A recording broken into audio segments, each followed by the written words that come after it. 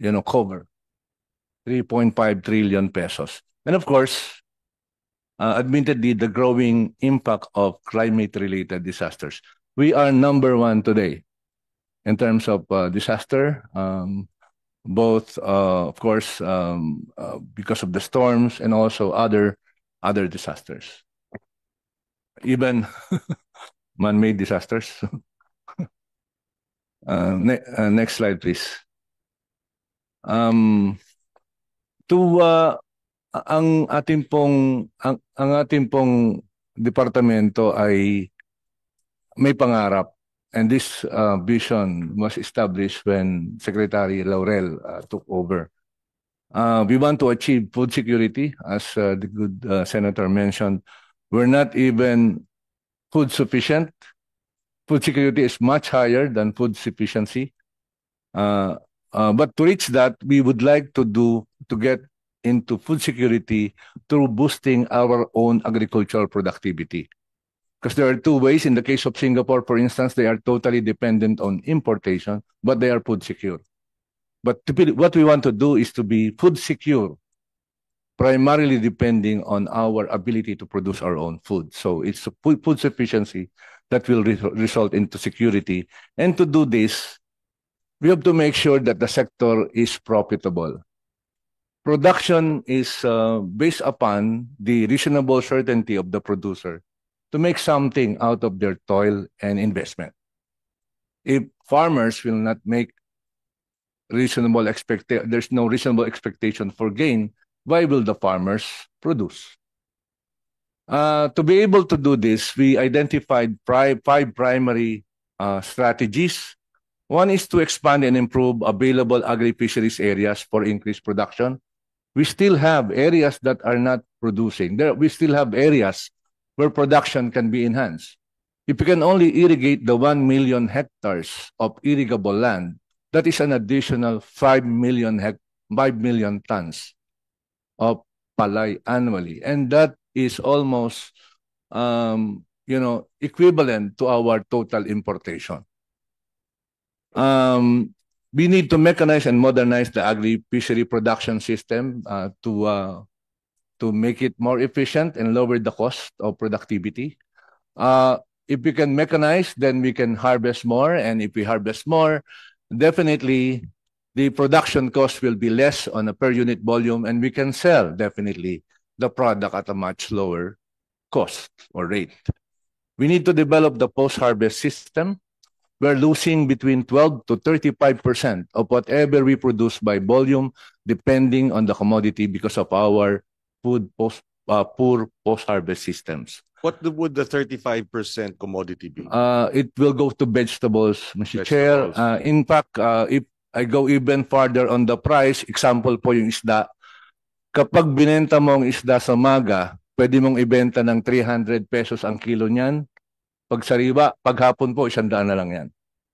And so, it's not even the volume, but also the value. With the very poor post-harvest development, yung pong ating mais, halimbawa, is 3 pesos much lower ang value because of the aflatoxin content. So, but by simply working on the post-harvest, the value of our corn products will tremendously increase. We need to develop efficient logistic systems, not just for what we produce, but also for inputs. That is the reason why, Mr. Chair, we are embarking on, agricultural ports, kasi dapat po pagdadating yung fertilizer bulk na yun. And also, para mas mura po yung ating cost. And of course, as we mentioned, kung wala pong kita, hindi po magtatanim. So, kailangan natin i-improve at expand pa yung ating local and international market. And I guess one way of expanding our local market is sagip-saka. And I think we're on the right track on that side, Mr. Chair. Tama ba yung datos, yung wages ng or income ng ating farmers, ang range depending on the area is anywhere between farm income, 7,000 pesos to 11,000 pesos. Tama ba yun? Is that per month, sir? Yes. Yes, sir. Ganon, di ba? Roughly, di ba? 7 to 11 per month. Yes, sir. But the PSA says for you to be able to afford the most basic of needs, you need to be earning around 13,000 a month. So in other words, kung farm income lang, talagang kapos ang farmer. Yes, sir. That's Yeah. Okay. Please proceed. And then we have 5 cross-cutting teams. The reason why I say that, sorry, is because then you should start benchmarking. Kung 7 to 11, ano ang interventions at ano yung outcome in terms of income? Because you mentioned, di ba, na kinakailangan kumikita. So, ano yung benchmark doon? Because other countries do that. Vietnam strategically said anywhere between $500 per capita to 1,500 per capita in a period of 10 years, 15 years. China, they're very clear. In the 70s, 160 yuan ang kinikita ng farmer. About 10 years ago, it was about 7,000 yuan. The DA will have to have something like that because I was discussing this with Senator Marcos and she agrees. The DA has been historically consistent and consistently, the mindset is output. Production, yields. Anong saysay nung yield kung baon naman sa utang yung nag-yield ng ganung yield, di ba? Anyway, go ahead, please. Definitely, yes. Mr. Chair. Yes, Secretary. Mr. Chair, ang diskarte ngayon ng DA medyo iba na eh. I actually got cost accountants now to work under the DA. So ang aming profit and loss ngayon is per crop. Kasi hindi yung averaging everybody is granular. Oo, medyo well, tama naman yun that we have to get the average. But yeah, let's say, I can give you a perfect example. Somebody proposed a farming group, malunggay daw, planting malunggay, ito yung investment, ito yung kailangan nila. But when I computed everything, akita nila nga 7,000 per month eh. Sabi ko, wag na kayo magmalunggay. Ito na lang, magbangga na lang kayo na pwede naman kayo mag 12,000 a month. Hindi ko alam kung anong computation yun. Mas malakas ang kita ng export ng malunggay kapag organic at pang-export. Japan, Germany. Endless ang export, both powder and oil. Sabi kong kilala nagmimilyonaryo dyan. I can justify that. Parang I don't understand where your 7,000. Sa farmer level ang aking approach. Of course, may kumikita. At the end of the day, if they don't plant, because malikit ang kita nila, then wala din tayong ma-export na gamot or I agree naman yung mga sa sobrang high value and yung mga processed malunggay products no for lalo na sa cosmetics and health. But sa farmer level masyado mababa yung ano. So the trick there now sinabi namin is we have to link you talaga to the processor, but kung farm mo lang yan tapos sa trader ka asa, ito lang kikitain mo. Parang ganun, Mr. Chair. I think it begins earlier. You also have to start with clean stock. Because kinakalat lang kung ano-ano lang mga butil at mga sanga na pwede. Tusok lang ng tusok. Eh kapag ganun talagang hindi. Yes, Mr. Chair. And with that, hopefully by the end of this year, we will have parang profit. Parang it has to, yes. Mr. Chair, if we do something now, it has to be a package nga, pati yung processing. And value adding. I mean, yes, that should be part of the, kaya nga well, anyway, please proceed. Mr. Chair, can I add something? Yes, go ahead.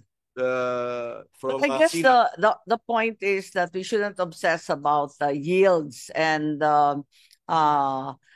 tons per acre, metric tons, but rather more importantly, what really ends up in the farmer's pocket. Yeah. And the goal should really be to double farmers' income rather than carry on about yields. Yeah. Otherwise, your next generation of Filipinos who, will not want to go into farming. Yeah. Kasi, bottom line, how do you make farming sexy? Sabi, kailangan kumita. Sabi nga, kung ang Vietnam, ganun ang trajectory, communist country, pero income, profit. Di ba? Of course, iba na mundo ngayon. Ano? Yes, Mr. Chair. That is the reason why, if you look at the goals of the department, it's not just production, but increasing income. we have to make the system profitable for everybody on the value chain. And when we look at farming, it's not the farmers, it's a value chain. Because the chain is only as good as its weakest link, and therefore we are looking at it from a value chain perspective, coming from the pre-production until the product is reach the consumer. Yes, very quickly from Sina, go ahead. And, Yeah, then very and then we quickly. will go back to your presentation. How many more slides do you have? Just I can actually I just want to know, you need another I can actually go one more. 4 more. Okay. Okay. So go Yeah. ahead. Very quickly, Chairman. Bali, sabi ng DA, 7,000 per month. Di ba? Yun ang computation. For malunggay. Yeah. Pero sa other crop din, dapat more or less ganun din 7,000. So para at least makaka-income ang rice farmers ng 28,000 sa 4 na buwan. No? So kung ganun, kasi ang average price ng palay, based on our computation with NEDA and DA, is 14.28 ang break-even price cost. So walang Cost kita to ron. produce, no? Walang income dun. Wala pang income dun. So dapat ang presyo, kung 28,000 ang additional income, you need around 20 pesos and 94 centavos farm gate price. 20 pesos and 94 centavos. So 21 pesos round off. Yeah, based on 4,200 kilo per hectare. Average yield, no? So dapat yun ang presyo ng palay. But ang presyo ng palay is 10 piso. 5 piso pa nga, 700. Yeah. Di ba? So how could we encourage the farmers to plant? Okay, tuloy natin. Yusek Opo. Perez. Nabanggit ko na po kanina kung ano po yung mga major strategies, 5 po yon. Pero meron kaming tinatawag na cross-cutting strategies. Halimbawa po, napag-usapan po natin yung, kasi marami po dito, Mr. Chair, structural, meaning policy-related at saka structure-related. So we would like to, we're doing proper balancing of both the developmental and regulatory roles of the department. For a long while, we've been seen as a regulatory agency when we should be more developmental than regulatory. We will use science and information-driven decision-making. That's why we're focusing on digitalization. Stronger partnership with farmers, fisherfolk, and the private sector and other stakeholders. And when we say stakeholders, we're talking about our value chain stakeholders, including our processors and also our traders. We want to make accessible and with the financial mechanism that encourage investments and minimizes risk. That is why the Secretary mentioned something about insurance and developing our insurance system in a much better way and form. Availability and accessibility of financial mechanism, we are looking at interest support rather than direct grant, because that will leverage on the resources of the private sector. And then to strengthen research and development and extension to optimize the sector potential, we are interested in ensuring that research and development in the agriculture sector is guided by the requirement of the sector as opposed to the requirement of the researcher. So it's going to be industry-driven. The way we're going to do it is to have broad consultations with our stakeholders on what research requirements do they have and what research areas should be focused on. Moving forward, Mr. Chair, just to next slide, please. Next slide, please. So we believe that we are in a right track now. So we're slightly moving up. We hope to be able to sustain the gains of in 2025 and beyond. We are confident that the initial efforts of the department is going to lead to the result that we hope to accomplish. In terms of inflation, this is very clear. The result is clear, although some sectors might have been affected as being observed right now.